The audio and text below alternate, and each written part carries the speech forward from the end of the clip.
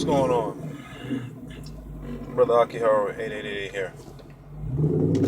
So I'm going to be talking to you all about a little bit about the WWE today, wrestling in general. You know what I'm saying? It could be TNA, WWE, NJWP, New Japan Pro Wrestling, NJPW, excuse me. So, all right, let's go and get it started off. New Day, Sheamus. Actually, I like it. I've been a fan of my brother Sheamus O'Shaughnessy. Oh yeah, because we don't use people's last names anymore. But I've been a fan of Sheamus O'Shaughnessy for a very, very long time. I like how he's using his personality, how he's doing his thing to try to fill that role that Mr. May 28 Seth Rollins had. Like, boy, that man knew how to draw some heat. But I'm digging the affiliation with him and New Day. Sheamus was out there shaking and grooving and all of that. Okay, I dig it. Hey, check this out. I think one of the reasons why the WWE's ratings is really, really low is because of product inconsistency.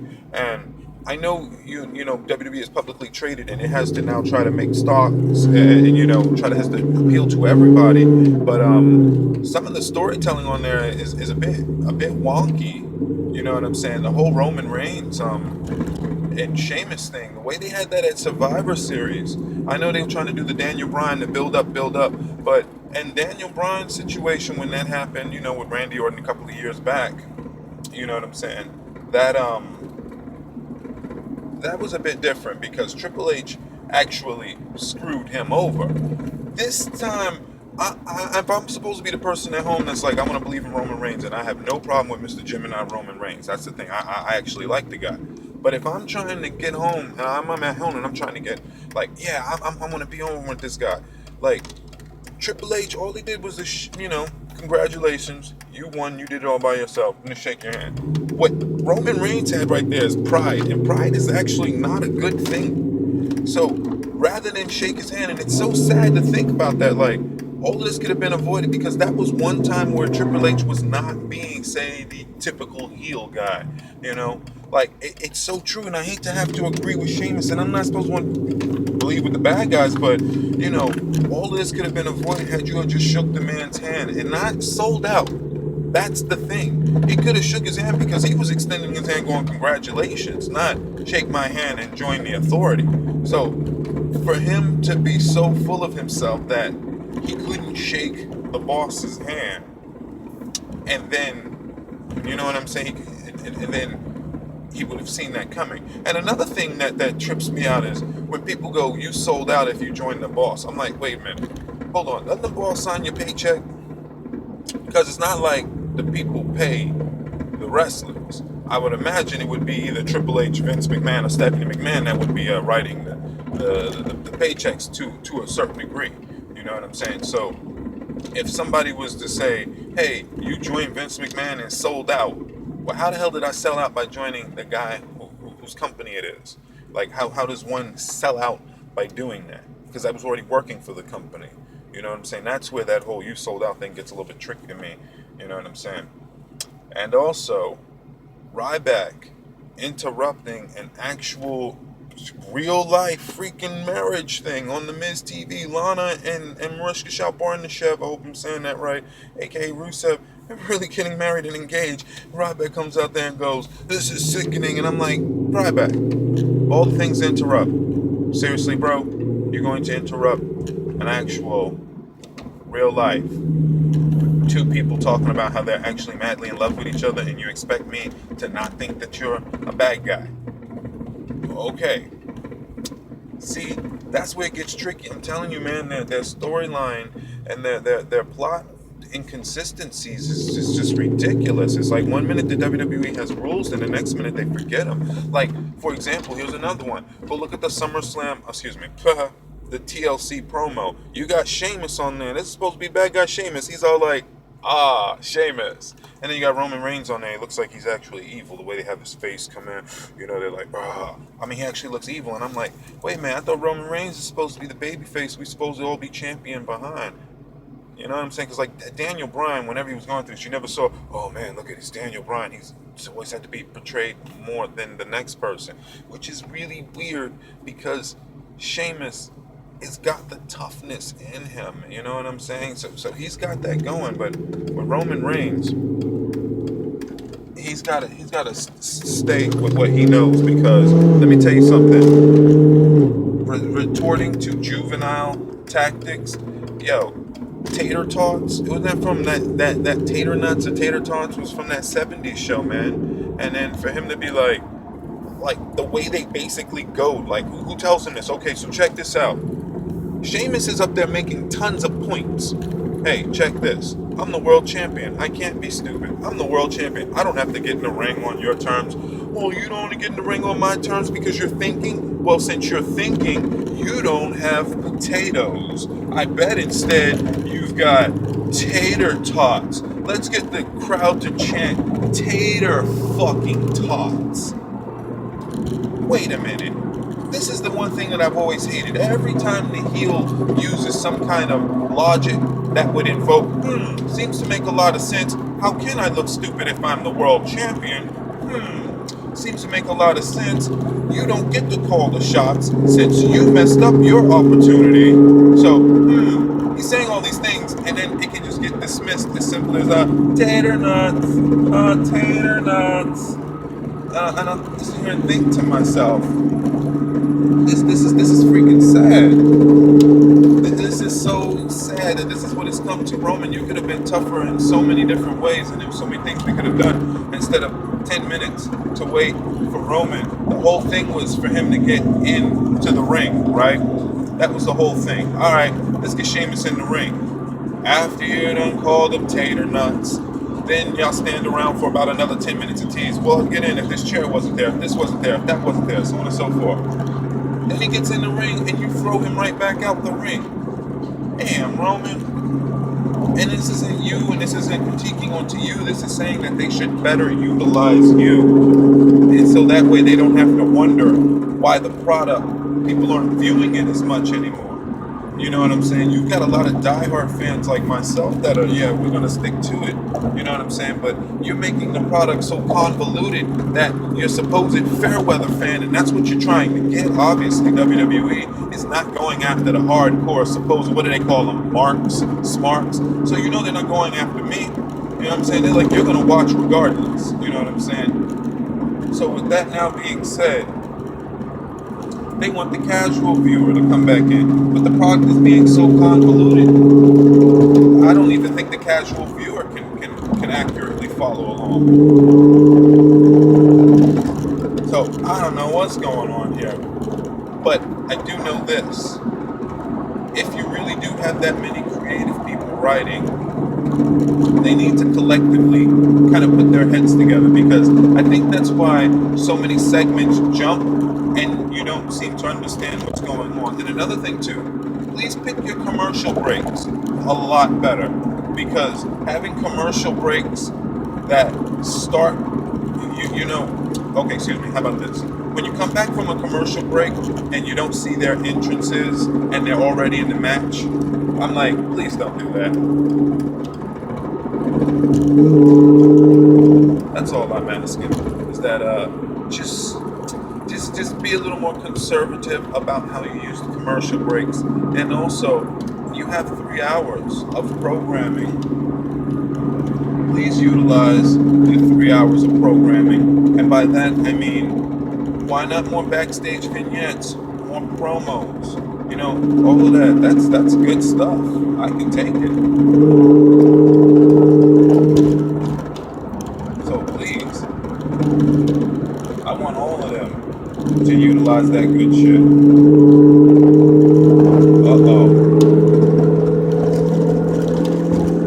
Oh no, I'm supposed to be doing a wrestling video, but then we got people here. Oh, looks like we got some speeders.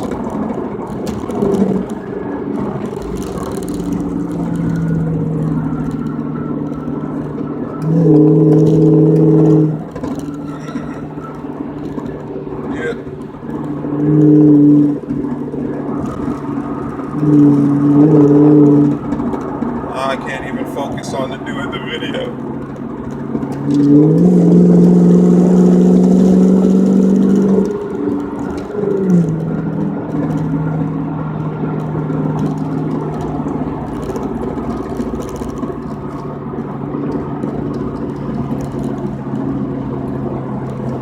Gotta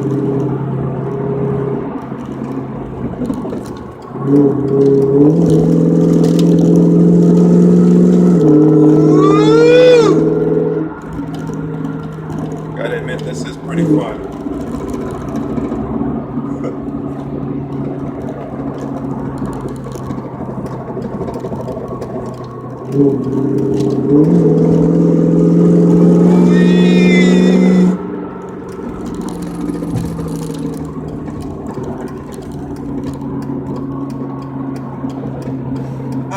Not at that super speeding session with the freaking Charger and the two Mustangs. I'm out here trying to mind my business. Anyway, now I can freaking focus on doing this and not lose my life driving this fucking SRT8 here. Alright. So yes, commercials. Please time them out. Also, another thing here that's got me. What's going on with Team Bad? I love me some Team Bad, some Naomi, some Sasha, some Tamina, and I genuinely like Tamina. Okay, you know what I'm saying? Seriously, I genuinely like Tamina. So why, for the longest that we didn't have them on TV, we're just not getting them back? And what they did with the New Day was say magnifique on that meat. I loved it. Très bien. Very, very beautiful. I enjoyed them, and I love that chemistry, because you watch them on Up, Down, Down, and I know she's married to McCarthy, and then you know what I'm saying, he's all friends with Xavier Woods, Austin Creed, so you see her and all of them on the channel and everything, so they're friends, and like, this could actually work. We should do this. And I'm just thrilled to see all of that.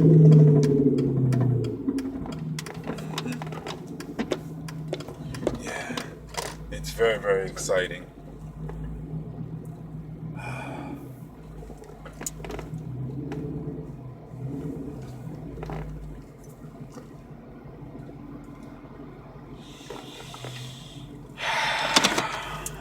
All right. So why they don't get the time that they properly deserve? Do they feel like Tamina and Naomi and Sasha, they don't bring enough to the table or something? Because now Tamina, maybe her mic work. I can see that. She's been getting a lot better in the ring. You know what I'm saying? Between her and Nia Jax, they've definitely got that dominant heel type, like a Karma role. We really could stand to use a Karma. There's nothing wrong with that. Just a dominant, just girl goes in there and kicks ass. You know what I'm saying? So I'm definitely down with that. Now, as far as Sasha Banks goes, I have to really tell you how badass the fucking boss is. You know what I'm saying? Like, I like them. I liked her for a very, very, very long time down in NXT. So when she was doing her whole thing, the ring and all of that, you know what I'm saying? I was big time with it. But as far as Naomi's on a whole nother level in terms of her athleticism and what she can do. It's a shame that they have her finishing move, a move based on the size of her posterior. And sure, she has a lovely ass, but the fact that her move is called the rear view. This girl can go to the top rope and do backflips, front flips. She can do topes. She can do hurricane ranas. Naomi is sheesh. Naomi's the shit. I ain't even got a and that's not even exaggerating. Yeah, she's pretty freaking awesome. So yeah, definitely, I'll give it to her for that. So now, why they don't utilize them more and whatnot, I don't even know. But this whole unity, I could dig it. I'm excited to see that. And the whole now going about the divas, Ric Flair with Charlotte Flair, that was pretty cool. I like seeing that, like how he was out there, like how he did with his son, and it kind of reminded me of what was going on back in WCW when he was with his son. And it's a shame that he had to pass away and all of that stuff. That's always tragic. You know what I'm saying? But when they came out there and they were like, "You on Rolex time?" Woo! So I I thought that was, I was like, okay, I dig it. I see where they're going here with this. Okay, you know what I'm saying? And the fact that she even tried to bring in Maurice's wife, Maurice's wife, Mrs. Wife, Maurice. And that was awesome, man. He was like, I see how you're trying to ruffle my feathers. He was like, I'm a seasoned actor, professional. You won't be doing that. I answered the question. But the way Miz handled that, I got to give him the credit because Charlotte was coming at that man hard. Like, bam, bam, bam. And he didn't get ruffled. He was just like, woman, I'm a professional here. I've done this before. So, yeah. Stop avoiding the question. Now let's talk about how Paige made you feel. How Paige made you feel. Holy shit. It was just fucking awesome, man. So I could definitely dig it. The main event. Oh, I think I'm probably already talked about that because I'm doing everything out of order. I'm just going along with what's going on with the problems and everything. But let's see here. What else have I noticed? A lot of good people are getting injured. Definitely, man, I lose my Cesaro. Oh man, that was sheesh. And Cesaro was getting going. See, man, there's been too many people that are on that Antonio Castellani. And after that Vince McMahon thing said he's just not getting over with the crowd and whatnot. You know, I'm like, damn, Vince, that's cold. People actually like him. Cesaro section, and now he's gonna be out. Right along with Seth Rollins is out and shit. And Randy Orton is out. Like, hey. But yeah, make a product that is focused on something. Like, even when we didn't crack up over John Cena. Okay, fine. He was shoved down our throats. But John Cena was shoved down our throats in an actual right way. To where they built for him. They booked him correctly. You know what I'm saying? You can do that to other people. You know, and if you're going to have somebody like Roman Reigns, like, Roman Reigns is not The Rock. He comes from the same family. He's not, to me personally, I think he looks better than The Rock. I think he can go further than The Rock. But if you're trying to get him to have that same kind of ad-libbing, quick personality that's like what him and Jericho, many people can do that. And now, before I get on out of here and get in there for my my beer tasting and my wine tasting, all that good stuff, I leave you all with my man, Kevin Owens! Kevin Owens! Woo! That man right there and Dean Ambrose are so special. If you could if I could harness Dean Ambrose and Kevin Owens' energy in a bottle, that shit could power this freaking Hemi, and I wouldn't need gas anymore. You know what I'm saying? But let me tell you something about that. That Kevin Owens is on a whole nother level. I said it a while back. I was like, Kevin Owens has got the confidence to the level to where he could be like, Raw is Kevin Owens. And I'd be like, yeah, Raw is Kevin Owens. I could believe that. Like how Chris Jericho used to go, Raw is Jericho. Kevin Owens could do that. I mean, this man he's freaking phenomenal, and that's not a lie. That is no joke. The way he carries himself, his poise, you know, the way he fights, his agility. My goodness, Kevin Owens goes to show a lot of people, like, you don't have to look like a Ryback to get on up in there and do what you got to do. You know what I'm saying? Kevin Owens, like, and if you don't know his stories, that man likes cookies like I do. He's a big cookie dude. You know what I'm saying? So I got nothing but props for Kevin Owens when he does his mic work. The fact that he's such a classic heel in the sense that you don't ruffle Kevin Owens' feathers. I mean, the way he responds to stuff, the way his mannerisms, you know what I mean? The way he fights, it's the little nuances. Same thing with freaking Dean Ambrose. That's why, I mean, if I have to choose Booker T's Fave 5 here, I've got Kevin Owens and Dean Ambrose tied for number 1. The New Day is number 2.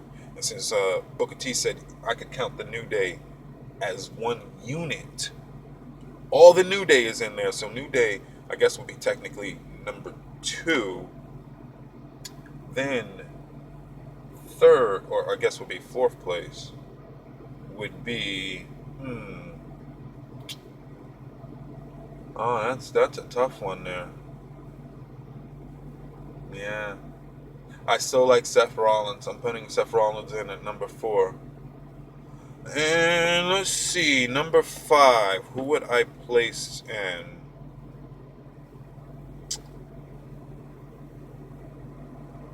I'm gonna go ahead and put in Stardust. I'm digging Cody Rhodes. I'm so digging the believability that he puts into it, the energy that. So yeah, I'm gonna go ahead and then finish that Fave 5 out for this week. I'm gonna go ahead and put Stardust in there because what Stardust has been doing with Titus O'Neil is actually gold. I'm not gonna lie. What he's been doing with Titus O'Neil is like what Booker T and Goldust used to do. Except where Booker T was the serious dude who made it funny, Stardust is not a serious dude.